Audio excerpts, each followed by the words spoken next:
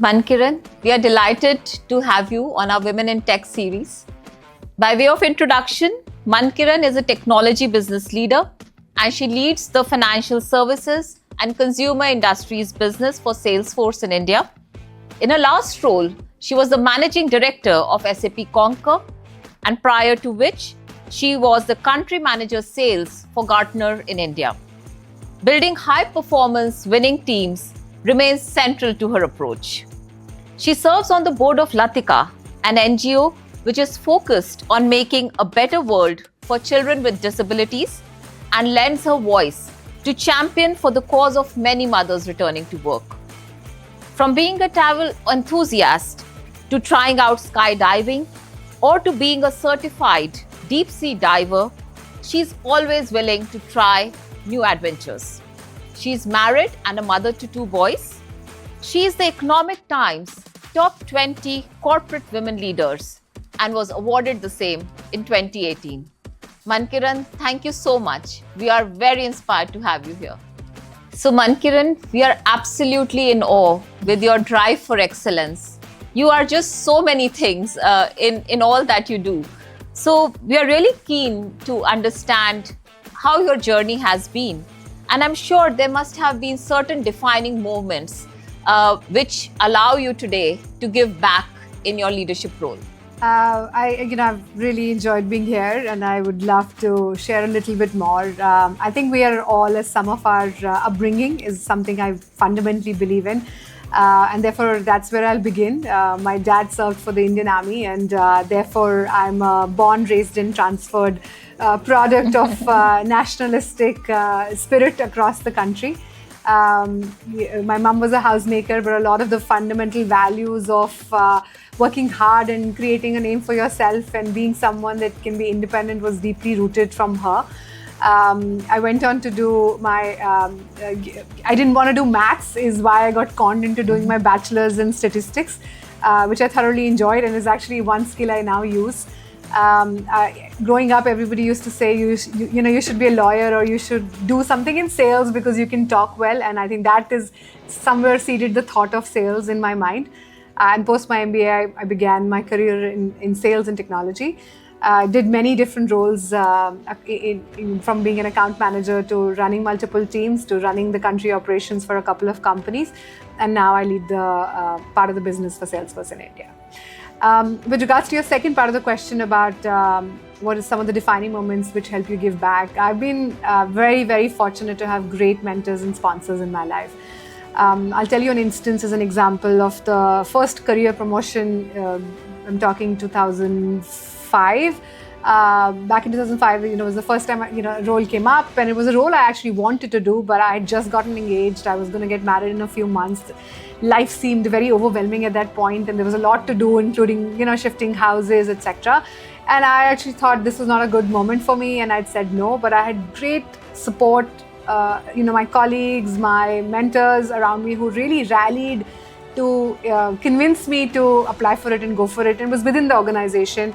And if I hadn't done it, I wouldn't have been where I am today. But their confidence in me and their ability to really rally their support gave me the confidence to say, you know what, I still remember one of them saying, we'll be there, don't worry, we'll be there with you. But that level of confidence giving that they gave is exactly what I want to now do for people around me, and that's where I end up mentoring or sponsoring people around me, women and men alike. No, absolutely. I think we are all product of mentorship and sponsorship, and the fact that you were sponsored for that role, despite the fact that you might have got married, and at that point in time, that might have looked like a detrimental aspect to a professional career. And then, of course, having an inner circle to lean on, to talk about your fears, to be open, to be vulnerable. I think these are such important aspects to becoming successful. Absolutely. And who less than you? So I think now coming back to technology and the fact that you have been part of tech world for maybe almost 2 decades now. So what do you think are the big shifts, trends in technology, especially around this whole wave on AI, Gen AI, now agentic? And what do you think we as women leaders can really embrace and be successful in this era? I think that's a great question, Pragati. And from I think we're at an intersection of workforces today. 20 years ago, our leaders used to say that they have the ability to manage different generations, right? Leaders today have very different generational styles that we are leading teams of. Whether it's the Gen Z or the millennials or even workforce that is much older. There is a cross-generational workforce that we're dealing with. But leaders today, I think, are at the pivotal point that we'll actually be the first leader, the first kind that will also lead this dual human and agentic workforce, right? If you look at the big shifts that are happening on technology are around the fact that AI and the agentic use of AI is really digitizing the workforce labor. And that digital labor is going to be, a very big aspect of the next era of workforce. And we'll have the fortune and that experimentation to be the first leaders to lead both teams, which I think is a very pivotal moment for us in where we are. I think men and women both alike need to. Someone very very famously now is being said, right? It's not that we will get replaced by AI. We're going to get replaced by people who know how to leverage AI. Yes. And I think the same applies for whether it's men or whether it's women. Our understanding of how shifts like AI or Gen AI or what's going to come in terms of AGI, etc., is going to be what does that mean for our works? Whatever we respectively do, how do we enrich it? How do we enhance it? Everybody we talk to talks about productivity and increasing productivity in the workforce. And these are tools that are going to be at our disposal to use it. I think the more we get over the fear of experimentation and go for it, we're all going to remain, we're all going to stay focused on growing and learning new skills as well. Absolutely. I think the world is changing at a fast pace, and India is so much at the center of this tectonic technology shift. And as we really establish our tech dominance, it is more about as many of us joining that force. And traditionally, tech was not a career which many women aspired, but today it seems a big possibility. And with all this work changing, the workplace changing, the worker changing, I think we as leaders also need to embrace these changing dynamics and change. So what, according to you, are the aspects which we as leaders can change? And do you think women today are much more enabled to embrace this change? I think that's a very good question. If one of my coaches used to say, when you're green, you grow, and when you're ripe, you rot, right? And actually, that's fundamentally shifted how I think about learning. I know we all talk about growth mindset as something that you can develop. But I think if you think about the ability to learn something new every day, try out different things, and collaborating across stakeholders, working across different opinions. And again, women have had a lot of experience, where we always talk about empathy and listening and caring and collaboration are all skills that are usually considered to be fortes of, for women in general, right? And now I think the fact that the workforce needs a lot more of that, how, the next wave of what happens with AI or Gen AI or workforce, and the fact that we're going to go through a transformation of workforce itself is going to need a lot of that skill in practice. So I think women are actually really well suited for a lot of the core skills that have been considered as weaknesses or potentially not as strengths actually now come really handy in whether it's communication or collaboration or ability to get, work across complex scenarios is something that will come in really handy, I feel, for women. So Mankiran, absolutely, very well said. I think it's time for all of us to learn, unlearn, and the time cannot be better when India is at the cusp of a tech revolution. We are the ones who would be driving a lot of thinking for the globe, and we need many, many more of us. Women are taking those strides ahead, and we have role models like you, but then we need many more at maybe at a CEO level or at a boardroom level, which I think today seems like a very, very possible journey ahead. So in this kind of scenario, what do you think are the aspects of collaboration, networking, having a community? Does that matter? Oh, hugely. I mean, I've always been a big believer of the fact that the community matters. The fact that the two of us could talk about Yes. our sari before this, I think also Indeed. goes to show Yeah, about it. yeah. I've been very fortunate that actually now at Salesforce, my leadership team is 50-50. It's taken me a long time to get to a point, but now over the last few years, I'm surrounded in many meetings where the customer is a woman, where you're leading the meeting, and you have your team that's filled with many women in the room.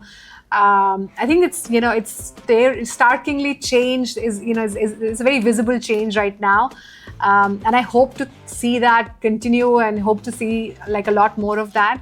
And I think all of us need that. The peer group, to feel comfortable in having the allies where you feel comfortable having conversations with as well. So the peer group and the support group is extremely important. I'm a massive supporter of it. At any opportunity, the opportunity to help, give opportunities to the people around me. There are so many, I am very, very fortunate to, have very close quarter working relationship with Arundhati ma'am. There are so many master classes, that we can learn from her experience. There are so many wonderful stories of other people having been hugely successful from very diverse backgrounds as well. I myself don't come from a strong tech background like many people around me. But finding the intersection of business and technology has been my sweet spot. And I always try and make sure that we're advocating for enabling that for our customers, for our people around, whether it's in my team, whether it's at customers, partners, all alike. Yeah. No, absolutely. I think I share the delight and the energy that I can experience while sitting with you, Mankiran. So we spoke about care, empathy, we spoke about connections, but I think a very, very important part of all that has made you is courage.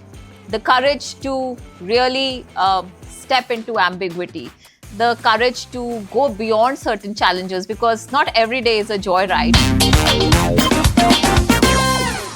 How you really took that aspect of courage and went into the unknown. And are you as a leader today taking some measures or some steps to build that women leadership for your organization as well as beyond? Courage is such a relatively interesting word, and I'll give you a story. I was very fortunate to have a very early break into leadership. I was 27, and my then manager called me to say, "I've got your interview set up for to be the manager of the team I was a part of. It's set up for tomorrow morning at 10:30 with the decision maker, and make a decision if you want to go for it." And I remember thinking, there was not a single person on my team who was younger than me. I was the youngest person on my team. And I actually initially thought it was a joke, but then when he spoke to me, the fact that he believed in me made me think, why am I being dismissive? But the first call I did was to my dad, and to say, Dad, I don't know why, they're asking me to apply for this, but what do you think? And he gave me this story, which has actually stayed with me. And he said that, he is from the National Defense Academy. He said when he fought the 1971 war, he had just a few years of experience, but was made responsible for leading this platoon during the battle. And it didn't matter how old or young you were, the success of the team depended upon the decisions you took. And he said, you know what, if I could do that as a fairly young person, you should, the age is not a defining, age doesn't define your capability. But if other people have the confidence that they're seeing something in you and you're not seeing in yourself, go for it and it'll come out, right? And for me, that was a pivotal courage moment, because at that point in time, I didn't think I could do it, but there were many people around me who believed in it, and that their courage or their conviction created the courage in me to go for it. Today, when I think about courage, I feel courage is a lot in the daily actions. Like a lot of the courage is in how we communicate. A lot of time in workforce, we're very shy of giving feedback, or we don't want to be the person giving the courageous feedback in the room, to call the spade a spade, or to or just a lot of times in India, I feel that we're very comfortable giving courageous feedback in one-on-one, but not in like a public forum, because it feels like we're challenging authority. So I think a lot of that just shows up in the conviction that you have, saying you're standing up for something that is right, or you're voicing an opinion which you believe is right, and as long as it's done with the right intention, not to pull someone down. I think a lot of the courage we can show is on the everyday aspects versus waiting for a heroic moment to show courage. Great. I think it's all about being true to your authentic self. Absolutely. And having the courage to show your authentic Absolutely. self. And that's where you said that courage is relative. Absolutely. So what are you doing in your firm or even otherwise outside to build, women who can be at your position someday? Why at my position? They should be a lot higher. Yeah.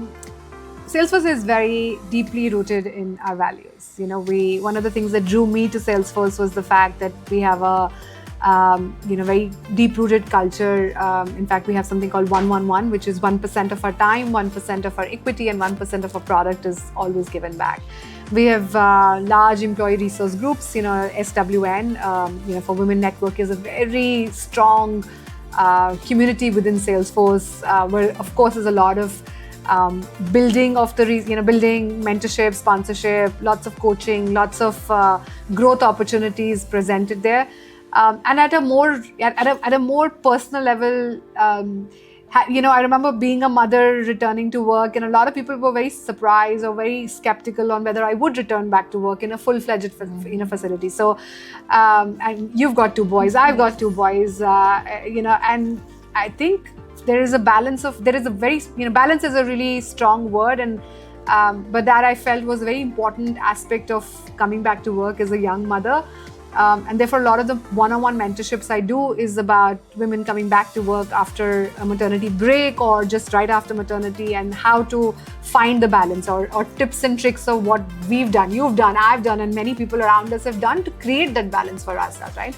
And like you said, a lot of it is just being okay to say no. I feel, a lot like there are a number of things I say no to, and I have absolutely no fear of missing out, because it comes at the trade-off of creating a balance that is much more important to me. So a lot of the time that I personally spend is in mentorship or one-on-one conversations, or even group conversations are around that. We of course have a lot of advocacy on the, creating more. I mean, we have so many clients who are women. We do a bunch of advocacy events or conversations about how to elevate to for the ones who are in the C-level suites to get to the CEO positions, for the CEOs to get into the board positions. There's so much tribal knowledge that exists, and I'm just trying to be a facilitator of that sometimes. No, this is truly inspiring, Mankiran, and just if I have to look back at my journey, one of my mentors, when I came back to work as a young mother, told me that if you are leaving your little baby behind, make that time count. Absolutely. And that filled me with so much of fire to excel in that time that I'm away from my baby. So I think we all get fueled, exactly. further fueled than when our priorities get kind of redefined. Absolutely. Mankiran, it's been so amazing to have you. I'm sure Pleasure. Many of us looking at this conversation will get inspired, and we hope to have many more interactions with you in the future. Looking forward to it. Thank you so much, and more power to everybody. Thank you.